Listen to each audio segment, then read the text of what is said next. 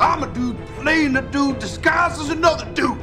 Hello, one and all. Ignore the backdrop. I'm about to shoot a Whatnot stream, and I need some kind of backdrop to do that. And I figure, well, since I have some time, let's do a figure. Let's talk about a figure. Now, what we have here, my friends, is something very interesting. The Mess Toys Scarlet neighbor. We can't really call this thing a bootleg because I don't know what you call this.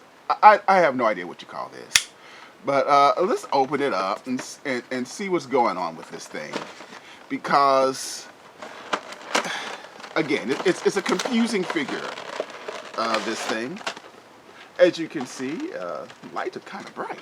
Well, I guess I could tone them down a little bit. Let's tone these lights down just a touch. As you can see, we have this Kane Parker Scarlet Spider here, looking very good for Mess Toys. Now, the reason is this is not an existing figure, okay? So it's not like this is it's not a bootleg because there's not a figure that is bootlegging or a knockoff even.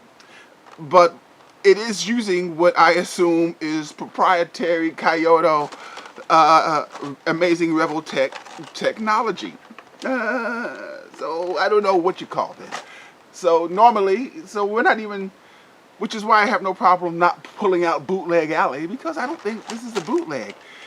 It's probably a dangerous figure as far as the market is concerned, but nonetheless, here we go. Let's get him out of the box and see if we can take a look at this guy. The Scarlet Neighbor out of his box. I think by any measure, we can see this guy looks darn good, surrounded by his accessories, of which he has a lot, like 5 pairs of hands, webbings, and probably the nicest, one of the nicest stands I've ever seen, with a Ray spider on it. Oh my goodness, this thing looks good.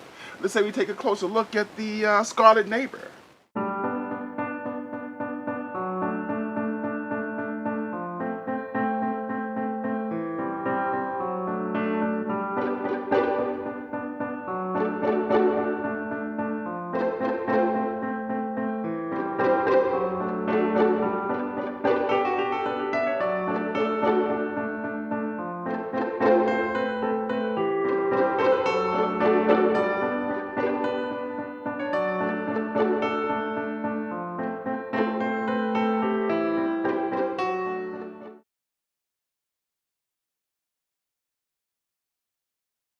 So we went ahead and put on the Scarlet Spider's open hands. First thing let me say about this guy, other than the fact that he looks really good, is that despite his tiny feet, he balances very well too.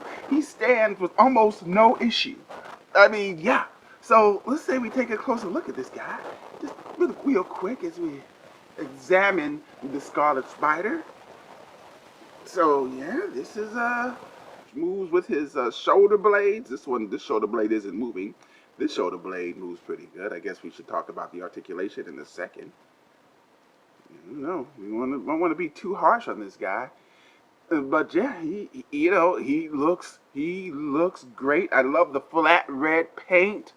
Of course, he has the typical Kyoto Revoltech ball joints, which we would expect from a Kyoto Revoltech figure, which this is not.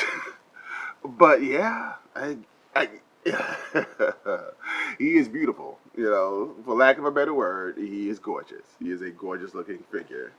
I would imagine that he moves typical to most Amazing Revoltech figures. Let's see if we can get. Ooh, he's kind of stiff. Okay, here you go. We loosened it up. As you can see, that is quite a nice double jointed knee he has there. I would imagine the same twist and turn is necessary to get him to move as it is for most Revoltechs. Let's see what we got here. Nice double jointed elbows, of course. Okay, wow, this thing. And unlike most bootleg I don't want to speak too soon, but unlike most of the bootleg Revoltechs I run across, eventually something will fall off, usually along this area. That has not happened yet with this particular figure. His joints, I guess in a good way, are a little bit on the stiff side. As we open him up here, let's see how he crunches ab. That's good, yeah, I'd say.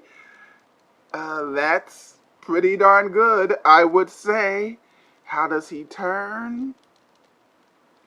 He turns very well on his waist swivel, along with his ab crunch, ab swivel. His arms move back and forward very well. Oh, wow, this is, it's like the left one. Is it left? My left. His right. The right one doesn't move quite as well as the left one. Not even close to as well. We might be able to work with that, when this is over, but regardless. Head left and right.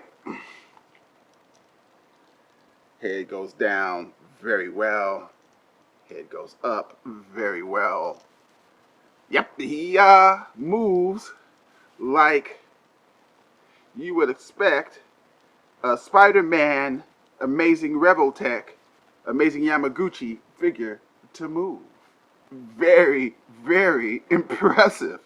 Let's say we just put on another set of hands and see what else we got going on with this guy. So he went ahead and put on his stingers, another pair of hands, and his alternate head, which you could take a look at. And again, he has no trouble standing, no matter what kind of pose I put him in. No, what I might be most amazed about this thing is his balance, is the fact that he can stand without any issue whatsoever. His stinger here is slightly warped, but the stingers, they look good too. I assume they go over. I guess they could go under. They were easy enough to put on. They just go over the ball peg and you slip the hands in and bam, he is good to go. And they stay in very well. This figure here. Okay, Mess Toys. I'm impressed. I am impressed with what we got here. That is a nice looking figure with, yeah. And here goes the Mess Toys Scarlet neighbor. We went ahead and just, pegged in his flipping hands and a couple of his web accessories. He has a couple more web accessories for you to play with as well. What can we tell you about this guy? We got him at AliExpress for around $30-ish or so. I mean, it is a great action figure. If you have a problem with the Amazing Yamaguchi line and its articulation and the way they look and the balls and whatever, you would have a problem with that.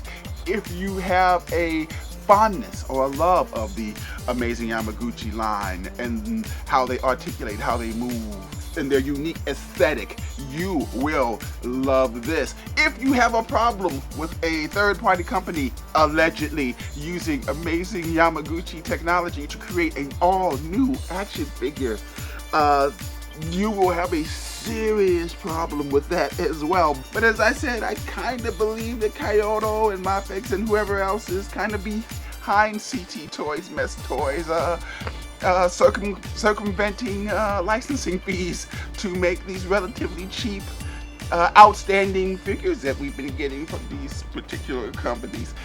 But that's just me, an old man yelling at the clouds, spouting his conspiracy theories.